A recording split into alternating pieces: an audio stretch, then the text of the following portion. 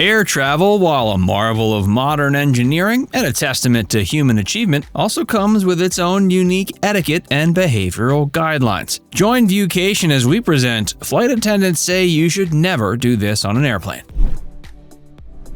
Going barefoot. The carpet and floor of an airplane see hundreds of passengers and various spills. They might not be cleaned as thoroughly as you'd expect between flights. Every time a passenger uses the restroom, they might bring back moisture and more on their shoes. If you then walk barefoot, you're directly exposing your feet to these elements. Not only is it unhygienic for you, it's also unpleasant for other passengers and the flight crew who see or accidentally touch someone's bare feet. Our recommendation: if you want to take your shoes off for comfort, consider wearing a pair of socks or bringing a pair of travel slippers to wear during the flight.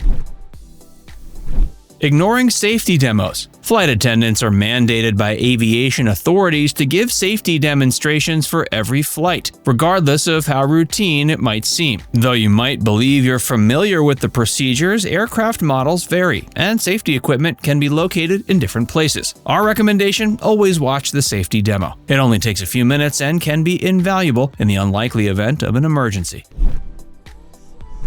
Touching the flight attendant. Flight attendants are professionals doing their job, and like in any profession, they deserve respect. Grabbing or touching someone without their consent is inappropriate and can be uncomfortable or even intimidating. Our recommendation: if you need a flight attendant's attention, simply use a verbal cue or raise your hand.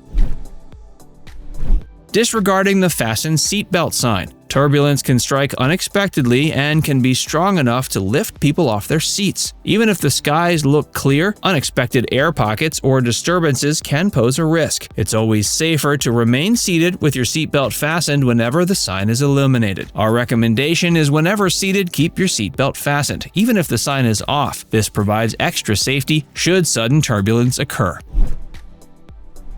Getting up before the seatbelt sign is off. After landing, there still might be risks on the taxiway, or the plane might have to brake suddenly. Standing up prematurely can lead to injuries if the plane stops suddenly. Also, it's a sign of impatience and can be disruptive. Our recommendation: always wait until the aircraft has come to a complete stop at the gate and the seatbelt sign is turned off before standing up and retrieving your belongings. Remember, these guidelines are not only for your safety, but also to ensure a comfortable and pleasant journey for everybody on board.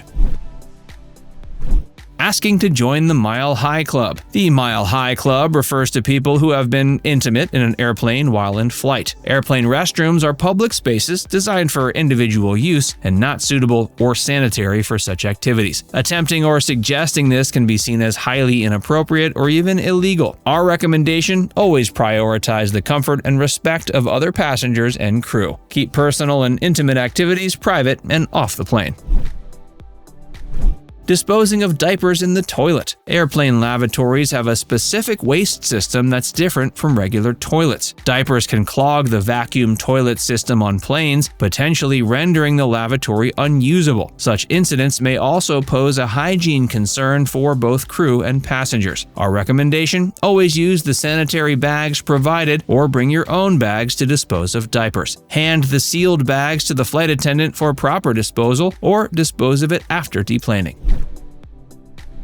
Bringing strong-smelling food on board. Air in the cabin circulates and is recycled, which can intensify odors. While you might enjoy the aroma of your favorite dish, the confined space of an airplane can make strong odors linger and become overpowering for fellow passengers. Our recommendation: opt for less aromatic food options when bringing meals on board. If you're unsure, consider eating before boarding or choosing flight-provided meals.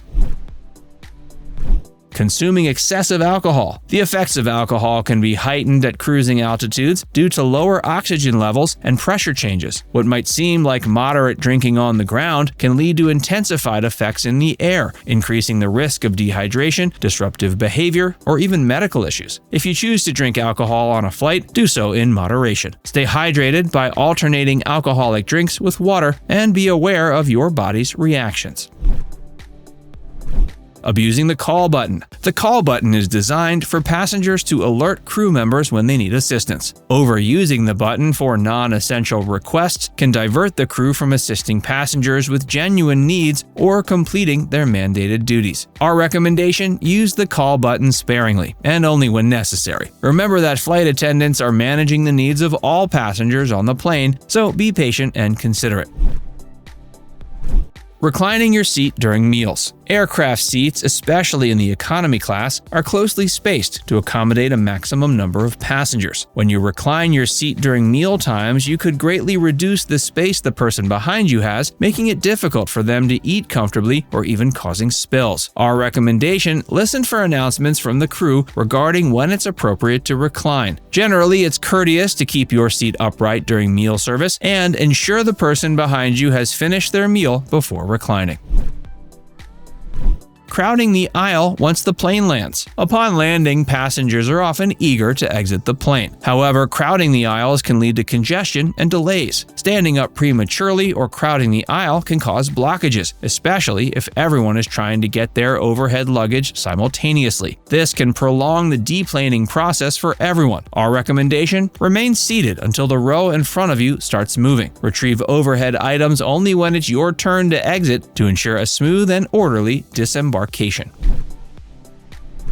Performing yoga or exercises in the galley or aisles. While it's important to stretch during longer flights, the galley and aisles aren't the appropriate places. Performing exercises or stretches in these areas can block the path, making it difficult for passengers to move around or for flight attendants to perform their duties. Our recommendation: if you need to stretch, opt for simple seated exercises or ankle rotations that can be done in your seat. For more extensive stretching, wait for periods when the aisles are clear and always ensure you're not obstructing the crew or other passengers.